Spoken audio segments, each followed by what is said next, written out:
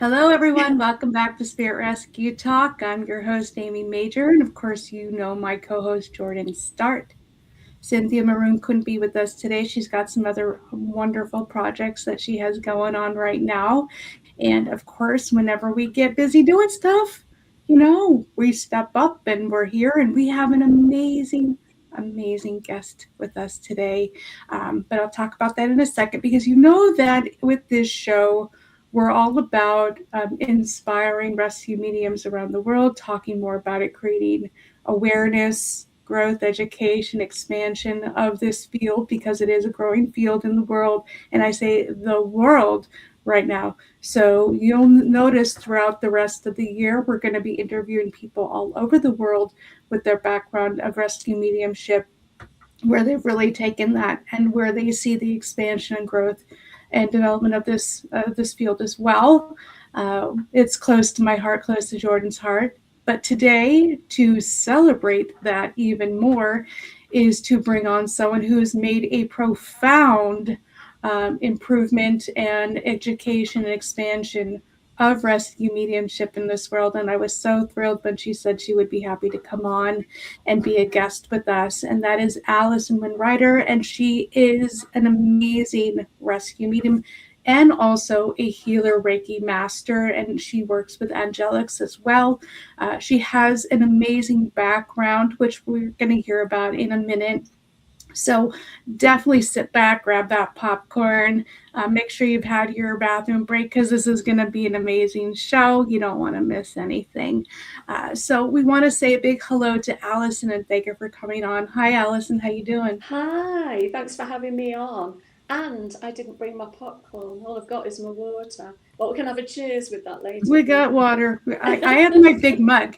I have my huge mug everywhere I Yeah, go. Spirit's Wonderful. always saying, hydrate, hydrate, hydrate. So absolutely. that's what we're doing. But yeah, it's an amazing experience to get involved in rescue mediumship, something that many of us were reluctant to do. I know I was extremely reluctant to get into rescue mediumship as well, but I think most of us are because this isn't the easiest form of mediumship to get involved into. But I think it's the most rewarding, you know. But that's Absolutely. just, We're a me. little biased though. A little biased, Yes. absolutely for sure. But we'd love to hear your backstory of how you kind of got involved in this work because I know so many fans have been watching your show and probably have been asking the same question. How did you get to being where you are and what kind of led you into that direction? So we'd love to hear the story. Okay. So the rescue mediumship work wasn't anything, I think, like yourselves, I hadn't thought of doing. I didn't even know that it was a thing many, many years ago. But I worked for the police. I worked for the local police as a civilian in the crime management unit. And I was working at my partner on the show, Jackie Dennison, owned a health centre called Feathers in Northwich, which was a town where we both lived. And I was doing walk-in readings a weekend because, of course, I was working Monday to Friday for the police. And then I also became their Reiki master, so I was teaching Reiki to students there. And we'd all heard, everybody that worked there, that Jackie was looking for a new partner on the show, and that there was a new contract that was coming up. And she'd been over to Canada. A lot of people had been interviewed and recorded, but there wasn't really anybody that she could or felt she could work with. But she felt she could work with anybody from Feathers. So she asked all the ladies that worked there um, all week. Obviously, I didn't because I was in work. And we were at a mind, body, and spirit fair, and she just came over and she said, "Do you know, Alison? Should have asked all the others. Would you like to come and sort of be recorded? You'll send a recording to the studio, and would you like to come and be a part of that?" So I said, oh, I don't know. It's nothing I'd thought of before. And I went, well, do you know what? I will, for the experience and the fun of it, you know? So I went along, and when I got there, it was pouring down with rain. The door was locked, and I started getting really, really nervous. And while I was standing outside, I heard my main spirit guide, Samil, saying to me, when you go in there, take your shoes off. And I said, take my shoes off. And he said, yes, take your shoes off. So I thought, right, okay, yeah, I hear you. So anyway, the door was unlocked. The person that had been, interviewed just before had left. And I was guided in, walked into a room, sat down with Jackie, and it just went on from there. So there was 2 cameramen, I think, from what I can remember, and there was Gregory, who's the director. And while we were sitting there, we were just talking, and then I said, oh, I've got a lady coming through, and it turned out to be Jackie's Nana, her nan. And I described her and what she was saying to me, and Jackie totally understood it, and she got upset, which you would, wouldn't you, a loved one coming forward. And then I said, do you mind if I take my shoes off, because I feel more grounded that way? Because when I do readings, I take my shoes off, you see. And when I've done platform work, I take my shoes off. So she said, no problem. And it just went on from there. And then I got the call. I was sitting in the office at the police station weeks later, and Jackie rang me to tell me that I'd got the job, that the network, which was Women's Network, I think, at the time, had looked at all the recordings and had chosen me. And I was the last person I only went for the experience of it. And I think because I wasn't holding anything, about it, I wasn't sort of thinking, oh, I'm going to get this, or I should get it. And it didn't even enter my head. I just thought, I'll just go along and just really enjoy it, which I did. And it was just so natural. The whole thing was so natural, obviously meant to be. So then I had a choice. Do I jump off the lily pad and do spiritual work full time, which is what I really wanted to do, even though the first contract was only for 12 months? Or do I carry on in a job that then was a job for life, working for the police? And I just thought, no, it was a no-brainer for me, and I accepted. But I just I remember feeling really, really nervous flying over with Jackie the first time, flying over, and I looked down and I saw like a little silver star on my knee, on one of my guides' star. That's what she always left me when things were meant to be, and it settled me. And then, of course, when I got over there, our director and producer were amazing. So with the crew, everybody welcomed me with open arms, and it just felt like family, you know. So it just went on from there. So that's how I got into. But I'd never done. I think I'd done one spirit rescue before, but no others, and that was quite a light one. And I just went into something that was so scary, and I just had to really step up and deal with it. Just remember the first time that Jackie was overshadowed, and I just hadn't got a clue what to literally, and it was all on camera. It was on the television. You could see my face going, what do I do? And my guides just guided me through the whole thing, and and it just went from strength to strength. I had to really work at it. I think the thing, not the spirit rescue work so much, but I remember Jackie, the first couple of times that I was on the show, had to keep turning me round so that I was facing the cameras, because I'd never done camera work before. And you don't think of that. You know, when I'm in the zone, it doesn't matter which way, and she'd sort of like gently guide me to face the cameras. And but then after a while, I got used to that. But it's hilarious. You know, you will have seen my drawings on the show compared to Jackie's. So I'm not a spirit artist. I just can't draw. But with me, it was the clues that were given by my guides. And one of the cameramen, Mikey, they used to think it was brilliant. And he'd come over and go, right, what have we got today, Pablo? You know, and I'd draw these little stick men and little things, and gave a title to each of them, which was like one of the big clues. So yeah, that's how I got into it. So No. Anything, that you want to ask around that, just fire away. Well, sometimes that's just destined, when the synchronicities line up I for know you. it was. It Yeah, it isn't always about what you're expecting or what you're trying for, but rather what spirit and universe feel is right for you. And if absolutely. everything's in alignment, then it Mm-hmm. happens. My guides have always said some things are destined, other things are just in alignment, the right place at the right time, and the energy works.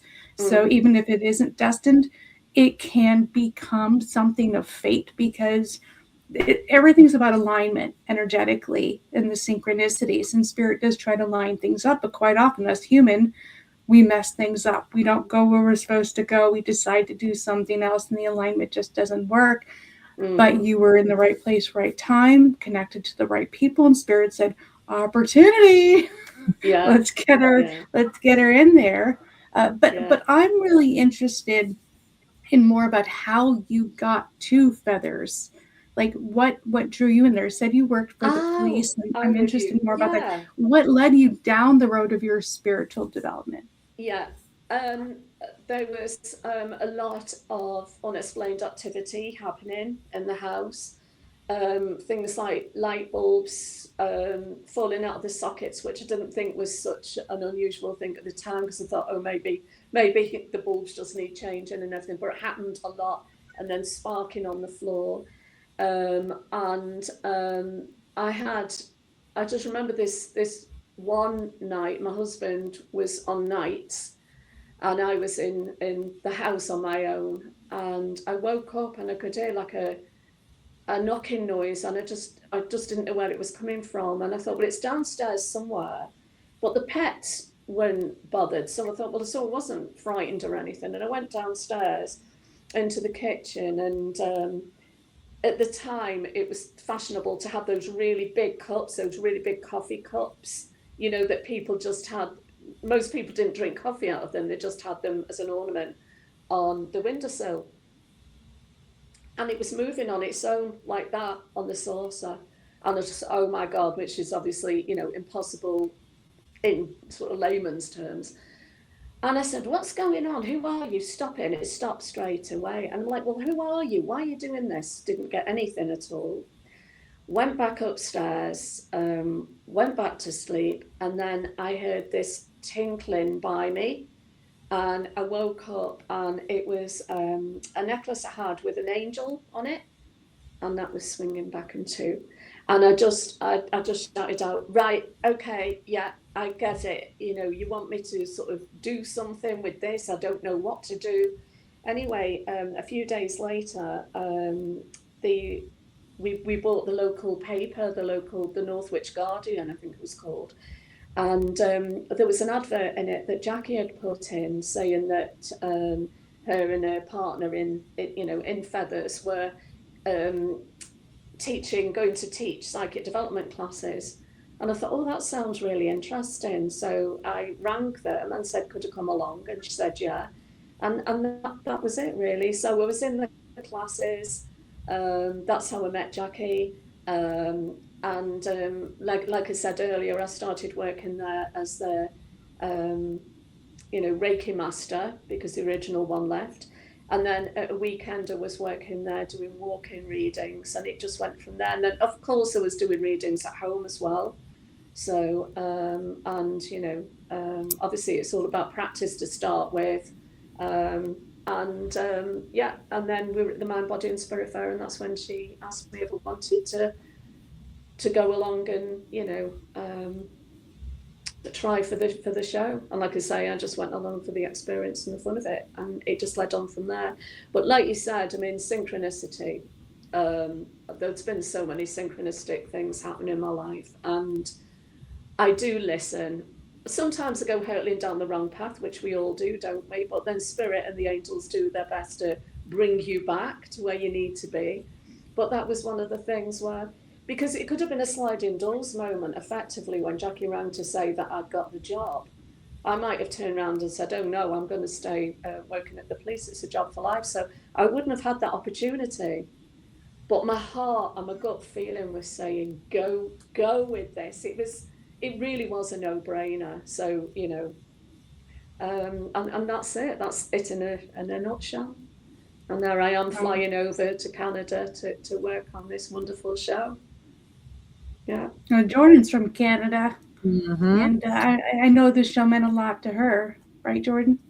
Yeah, for sure. I was actually thinking about, and I mentioned this, for the viewers, prior before Allison to come on, I was telling Amy and then explained to Allison that growing up, there wasn't, at least in Canada, where on our network, there was really no other show like Rescue Mediums, right? There was, people would do a lot of like stage mediumship. You might see every once in a while. Yes. You might see a lot of people doing some more messenger mediumships, bringing messages from loved ones or their angels to provide messages of healing or guidance or hope to individuals. But no one really talked about earthbound spirits. But or individuals that were in homes who were worried or who were scared because something was happening and they didn't quite understand what was happening.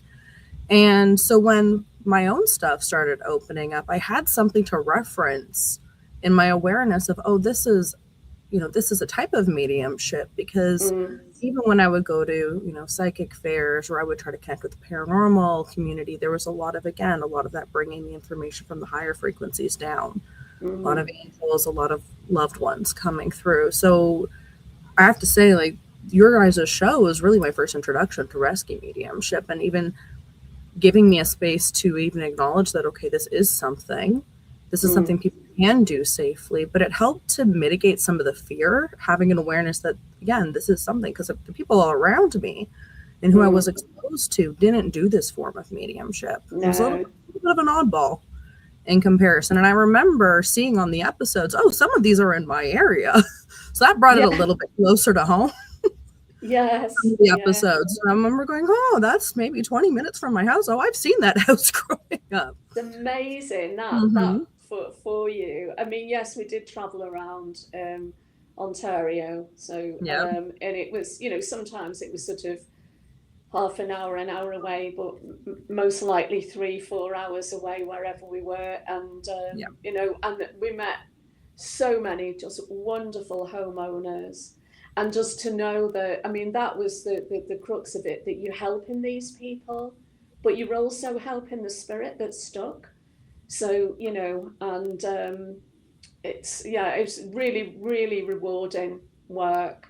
When I look back now, I think, my God, how lucky was I to have been able to do that, and it was such a fantastic show in general, because Michael, a producer, just amazing. And of course, we lost him a couple of years ago, and there was no one like him, and he was just incredible, sort of organising the arrivals. So if it was a mode of transport or us getting lost trying to find the house, and then the cheers with those jokes at the end. But the middle part was the main part, where we're helping the homeowners and we're helping the spirit or spirits that are stuck. So so you've got the light in the dark again, Jordan. Yeah, a little bit so of you've got the lightness of the arrival, the cheers, the bit in the middle, until we do our thing and send them to the light. So it's important. I think having the show is really important, because, like I said, I was telling you guys in the beginning, I'm in the States, and quite, often here we have a lot of paranormal shows, and I'm talking like dozens of paranormal shows. And then if you don't have the paranormal shows, then you have the spiritual shows with the mediums that only talk to spirits in the light. You don't have that in between of the healing and the process of connecting and communicating with an earthbound spirit, helping the homeowners clear the negativity or the presence or any energy that's feeling foreboding in some way. And so, quite often the paranormal shows would hype up the dark aspect of paranormal and things that are spooky and scary. So when I started seeing rescue mediums, that you guys were actually coming in to talk more about rescue mediumship and actually being there to be an advocate for the earthbound spirit to help aid in their transition, I was like, finally we have something. because I had been talking to producers for about a decade up to that point, trying to get more rescue mediumship information on our platforms here in the States, and they're all no, no, no, no, no. Everything is hyped up paranormal right now. And so Canada was ahead of the game. Yes. They wanted yes. to come in and actually produce Yeah. something that's more healing and guiding. But I find rescue's always been somewhere kind of stuck in the middle between spiritual and paranormal, not really having a home for its own. Yes, I like to exactly. think it's, we're the bridge between the two. And I think maybe we can kind of squeeze them together a little bit more and recognize, that it's all one and the same. So why Yeah. are we calling it these different titles? People like titles. We like putting things in boxes to understand it. But spirit is spirit, regardless of what density they are in the astral plane. Yeah, So we can't put that in a box for sure. It goes beyond the beyond, and that's what we showed on the show, and it was real. One of the things I get asked more than anything is, come on, tell us, you must have known where you were going to. You must have known. And we didn't. We, it was, I even said, I remember saying to Jackie before I was on the show, I said, oh, you must know where you're going to. She went, Alison, we don't. I said, but you must do. How, anyway, we don't. It's literally, we connect with our respective spirit teams, and, Jackie's in her apartment, I'm in mine.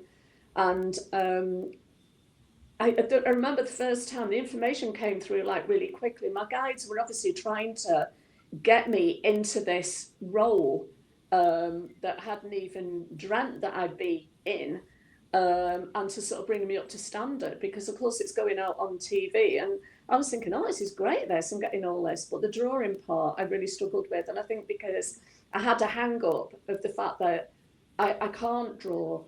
And Jackie's such a fantastic, she's a brilliant artist, But with mine, like I say, mine were more the clues, and Jackie's like, you'd look at it and you could see the homeowners going, like they recognised who it was on a lot of them, even though they were only allowed to say yes or no to any questions we'd asked them initially. And it was just incredible. So I think we made a really good team, we really pulled together.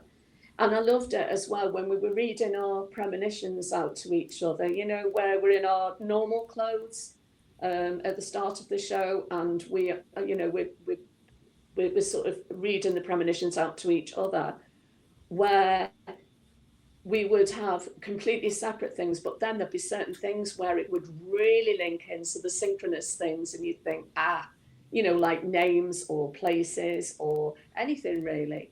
So it was, I just remember feeling so much excitement with that, thinking, my God, this really is a thing. And I was just blown away. And we don't know where we're going to. We just don't. We go on the clues. And it's exciting because, say it's a farm we're going to, which we did. We went to a couple of farms.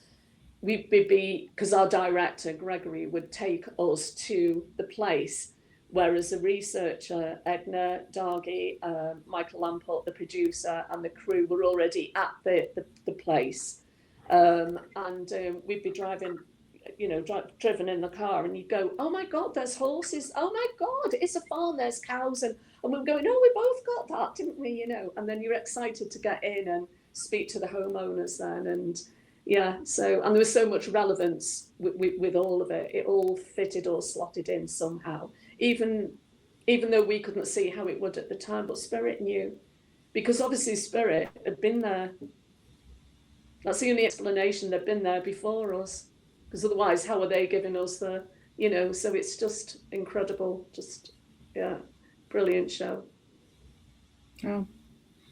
Yeah, did you find that there was like a common reason why most of these spirits hadn't crossed over to the light? Or were they just very individual stories? Of course, they're all individual stories in the years I've been doing the work, but when you're doing the show, did you find that there was certain common threads between all of them? Yeah, I would say the common thread between some of them, not all of them, was people misusing a Ouija board. That was the most, synchronous, that I remember, because people, we couldn't believe it, because I think they must have been banned in the UK. You couldn't get a Ouija board. But when we went over to Canada, we went in a toy shop and they were selling Ouija boards in there. So pink ones for girls, blue ones for boys. And we were just, oh my God, because we know how dangerous they could be when they're used incorrectly. And of course, they, children as well, teenagers particularly, just want to sort of mess about with them at Halloween and frighten each other to death. And then they're left with a portal where, lower entities are coming through and causing havoc in the home. And that's when we were called in a lot of cases. But yet, even they were individual, if you're with me, there's different reasons and different spirits that come through. So they were all individual cases, but that was the most synchronous sort of connection, I would say, to, many of them were misuse of using a Ouija board, which is dangerous. So, yeah. It can be, for sure, right, Jordan? I can see can be. Let certain things in. People being open and inviting spirit to come in always help people. You never really know who's going to walk through that open door, so it's good to set up your protectors, call them the most appropriate to kind of lock that down to keep it safe, right? You're not inviting things to stick around with you. It's a temporary conversation, and there are certain frequencies of who you want to talk to, and you're not accepting anybody else come in and inviting those protectors, those gatekeepers to come in and hold that space for you, because they can be that barrier for you. But I do remember the toy stores always having the Ouija boards, and I remember as a kid, and I didn't know I was a medium at the time, but I remember walking by them going, I ain't touching any of those cause more problems than good. And I would remember going to like slumber parties, sleepovers, and they'd be like, let's play with this, and I'd be like, And there was just an aversion, and it wasn't the board itself. It was, I don't know if I'm going to open something that I don't know how to close later. There you go. We had some awareness of what was going on. It's the contrast. So you were being guided, Amy. Sorry, Jordan. Sorry. You were being guided by your spirit team then, not to go anywhere near that. Yeah. And now looking at the contract and the work I do, I'm like, it makes sense why I would have felt a little bit of, I don't know what to do, so it's better to not engage so I don't open up something and then I can't close later. I was thinking about your guys' show, and one thing, as Amy kind of discussed, like a lot of the programming that we got up in Canada was a lot of the ones based on the US. You guys were really the only ones that were really from the UK at the time, at least when I was growing up. And one thing that I really did love about your guys' programming was, as Amy was kind of mentioning a little bit with the paranormal programming, that there was more hyping up some of the fear. And I know a lot of individuals in the paranormal now that are really trying to shift that narrative, which I think is beautiful. But your guys' show really humanized the experience of somebody. Like these are people's homes that you're going to, right? These are, and I tell people, there's nothing more scary than, and I always use this example when I'm working with clients. I'm like, if you're if you're being harassed by someone in the physical, let's say, you can take space, you can take distance, you can go to work, you can go to school. Like you can create some space and distance. Spirit's not always like that. No, they're not. Yeah. Right. You don't get the same distancing that you would with somebody in the physical. And what I really loved about your guys' show was that you humanized the experience of the spirit. And, they were going through all these scary experiences from the homeowner's perspective, but then you guys were able to zero in on the spirit and say, look, they're not actually trying to scare you. They're actually trying to, communicate with you in a way. So it took out some fear. And that's not to say that there's not some darkies. We know that there is. We know but not all the cases, right? But also supporting the homeowners and empowering them. And I'm just curious if you could talk a little bit about that experience, because it was a very different show in that case. A lot of at least the programming I witnessed was, here's the laundry list of things, and we're just going to kind of leave you with that, where you guys didn't just leave people with what was kind of going on. And I noticed you guys would do a lot of empowering the homeowners to not feel afraid, to give them back their power in their own home, to feel safe in their own home. Because as I say, you don't get the same distancing. So you're talking about when we first go into the home, or do you mean after we've done the spirit rescue itself? Well, throughout the journey, right? Because you're gathering, as you guys are gathering the information, and then you're giving the information to the homeowner at the end. Yeah. Well, initially we just sit with the homeowners and read the premonitions out. And they're allowed to nod and say yes or and no, but they're not allowed to say anything else, because obviously it's up to us to find that out, and that's not, obviously makes it real, which it is. And then the homeowners leave the home. Obviously trusted us and the crew with their home, and we would do what we would call a walkabout. So we'd walk around and see what we're picking up on. And when it was the rescue day, sometimes, a lot of people didn't realise this, but sometimes we would rescue more than one spirit. So obviously, because it was only a half-hour show, or I think it was 25 minutes, something like that, there would only be time to show that we'd rescued one. Sometimes we'd rescue two or three. And obviously, the producer, the director, and everybody would choose the one that they felt that the homeowners would prefer to watch. So that was a big part of it as well. And then obviously during the rescue, when the homeowners aren't there, that's when we fill the house with light, and we ask the spirit or spirits to come forward. And sometimes they do. They do start walking forward, and other times they dodge away. And they're the really difficult ones, like the shapeshifters. Or, some of them only were only in the house itself, the home itself. Well, it's not always a home either. We did one in a pub, we did one in a museum, you'll have seen those.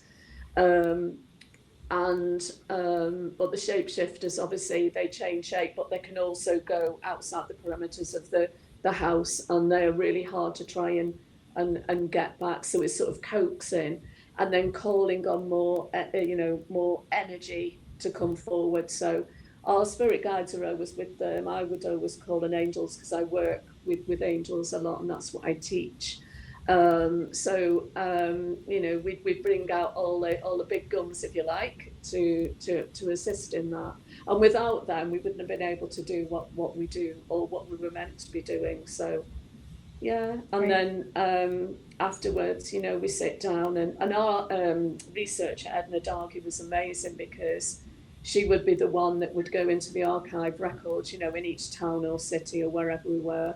And she had written down by hand everything that Jackie and I said or did. So any names that we came up with or anything, or dates or anything, she would go and look them up. And she'd find out who it was that we'd rescued. So 99% of the time she would find out. I think there was only one on the seasons that I did where we didn't know who it was, but we did what we did, which was the main thing, sending the spirit to the light.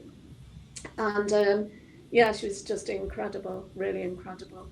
And that's when we sit down with the homeowners at the end of the show and tell them who we've rescued, and tell them the whole story, with pictures very often, and maps and all sorts of things. And had a lot of tears at the end, but tears of joy more than anything else. And yeah, and we obviously, the main question that we would ask is, how does the home feel now? Because although it wasn't shown on the show, we're smudging everywhere, saying incantations, and I would go around to each of the rooms and draw the Reiki symbols around everywhere. We'd very often get the homeowners something like a crystal lamp, or anything else that we felt, crystals that they would benefit from, and we'd go over that with them, which ones to use and where. So all of that helps as well. So not everything that we did was on camera, so there was a lot of background stuff that we did that wasn't aired. So so it's sort of caring about the homeowners as well as the spirit that we've saved. So yeah. Speaking of off camera, did you find that you had any hitchhikers or any earthbound spirits following you home after a show? I don't recall that. Very often we'd feel energy around us. We wouldn't always know who. But before the show, one of the shows, I don't know if you remember it, we were in a hearse. We were lying down in a hearse as an arrival. And we I were remember that just one. battling off all these names and everything. And we were like, where is this coming from? Obviously, the spirits that had been lying there, the dead spirits, and we connected with them. I actually, even though I do what I do, I actually found that not creepy, but I felt like I was somewhere that I really shouldn't have been. I felt like, you know, stepping into sort of unknown territory in a way, more than doing the show, everything I did on the show, lying in that hearse. So I found that a little bit odd, but all the other arrivals were just brilliant. You know, it was a nice green van. We were in like this vehicle with a horse that didn't look like it was tied up properly, and it kept launching forward, and we were screaming, and yeah, all sorts of Hazards of the job. arrivals. I was going to say workplace hazards on the way there. I know. Yeah. But yeah, I can only imagine mediums really shouldn't be in funeral homes and cemeteries, because I really felt like I should not be stepping into that hearse. It was the only arrival really where I'm like, oh, there was one other. It was a really high truck, you know, that they would take wood from one area to another, and I'm not very good with heights, and I was petrified. Not so much climbing up the ladder, but there was a massive drop into the truck, and the crew, the guys in the crew, had to sort of lift me up and put me down in this thing, and I was, wow. I think the horse frightened Jackie the most, the horse on the other arrival, and that frightened me, but the hearse more than anything. But yeah, we were picking up on on the dead that had been in there. It was quite obvious, you know, all these names and things that we were rattling off. It was bizarre, really bizarre. But the snowshoes, because it snows a lot in Canada, doesn't it?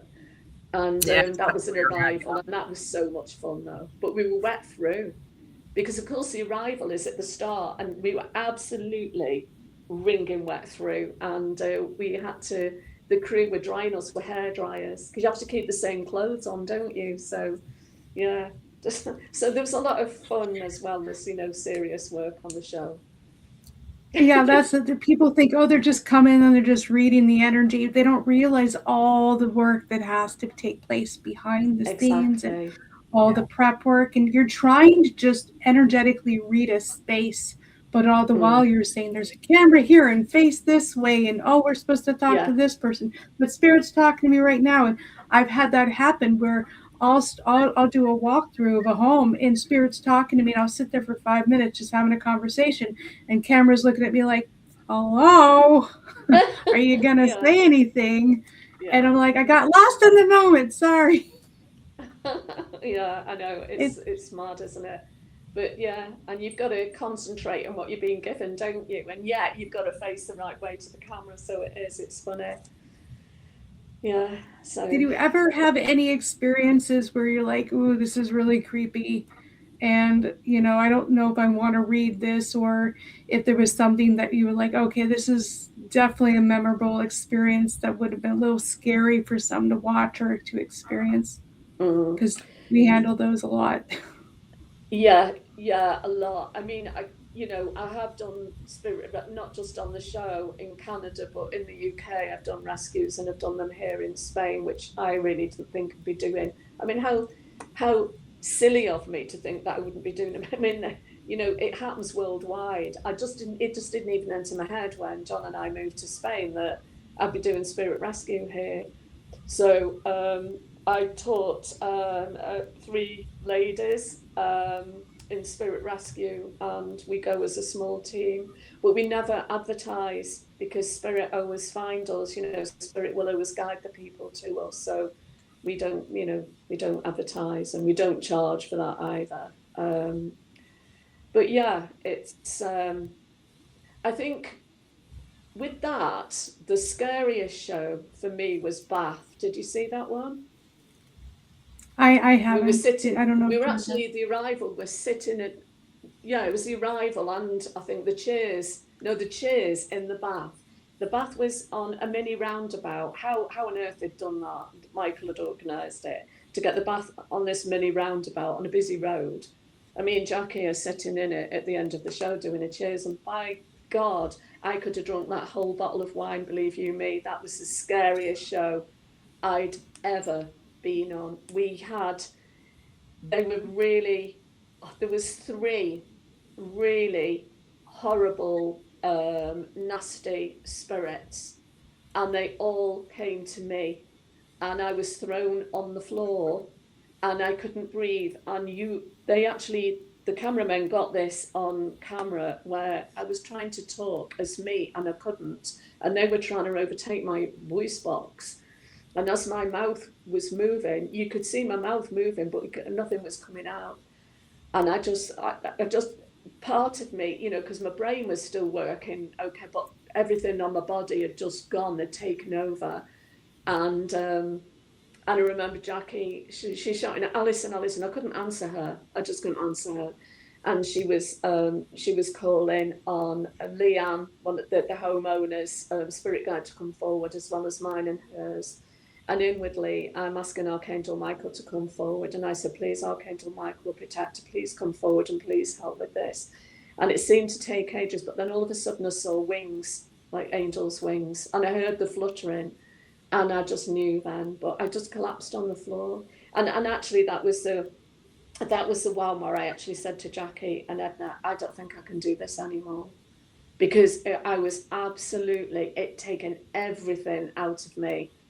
And it was beyond scary, beyond that, to have. And I would have never thought that, naively, that spirit could be that strong and that, and vicious. It was awful.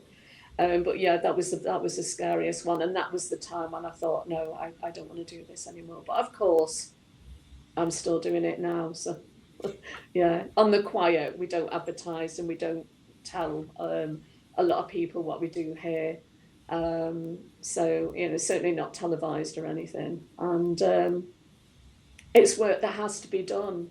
People don't realise how many stuck spirits there are. Right. And what I don't believe in, and I'll probably get hammered for this, is I don't believe in ghost hunts. For the reason that people very often go in, rile up the ghosts, and then they go home. Whereas I'd want to go in and rescue them all. Are you with me? So yeah, it's a fine line between helping the spirit and helping people to understand that there are stuck spirits there.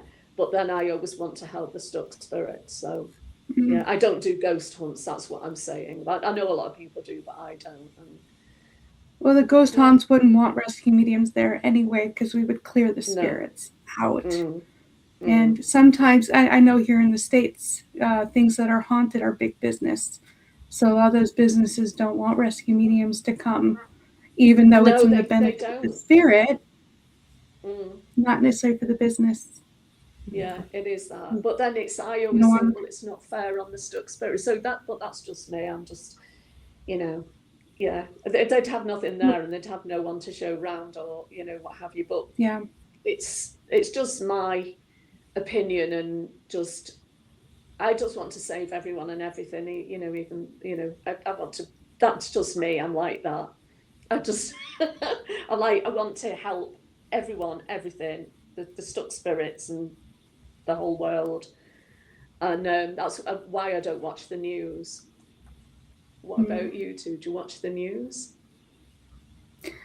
I do, because I run rescue circles, so it's important to know what's happened around the world as far as a crisis. And after a few weeks after a crisis, we have rescue teams that go in and just, with our spirit guides and angelic help, kind of check and see if there's any remaining spirits that are left behind. We don't go in and do it, immediately, because the spirit world's got that covered.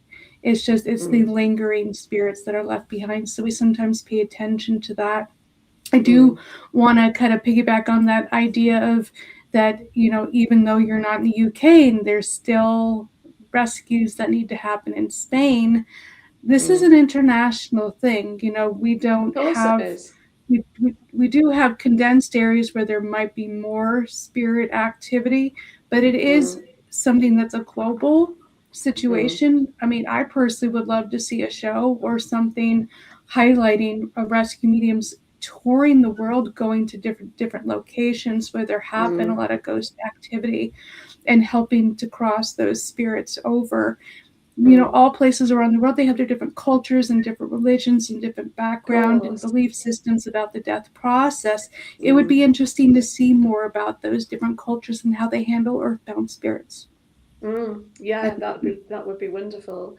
I send healing remotely. I know what's going on, but I don't sit and watch because that then affects my energy and brings my energy down where I need my energy up when I'm doing readings for people, and obviously when I'm doing spirit rescue work and all of that. So I know what the headlines are, but I don't sit and look at the the whole, because very often the news, it's all negative stuff, or it seems to be at the moment, and I just think sometimes we do need a little bit of light in there, a really good story, something, because I 100% believe that there are nicer people in the world than not, but we don't hear about those, and generally hear about them more locally than sort of worldwide, but it's just a choice for me. But obviously, when I do my classes here, we all of us send that healing out and that love, and we do different meditations to ask the angels to help and so on. So yeah, it's just a personal choice. Yeah, but, yeah, absolutely.